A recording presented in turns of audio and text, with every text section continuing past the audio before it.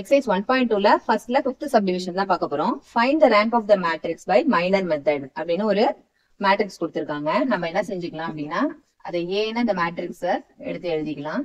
0 1 2 1 0 2 4 3 8 1 0 2.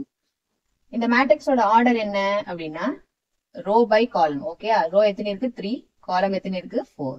அப்ப இதனுடைய ரேங்க் என்னவா இருக்கும் அப்படின்னா ரெண்டுத்துல உள்ள மினிமம் நம்பர்ஸ் எதுன்னு பாருங்க 3. ஓகேவா? அப்ப 3-ஆ இருக்கலாம், இல்ல 2-ஆ இருக்கலாம், இல்ல 1-ஆ இருக்கலாம்.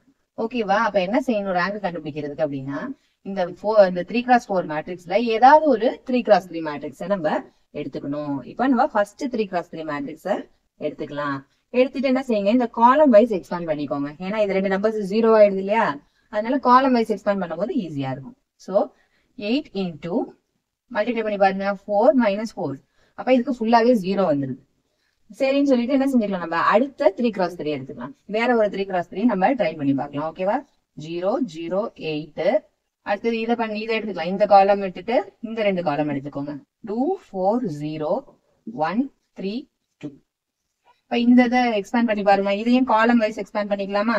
அப்ப ஃபர்ஸ்ட் இதுக்கு 0 தான் வரும், 0 மல்டிப்ளை பண்றது. செகண்டுக்கும் 0 தான்.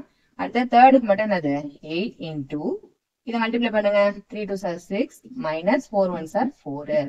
அப்ப 8 into 2 which is equal to 16.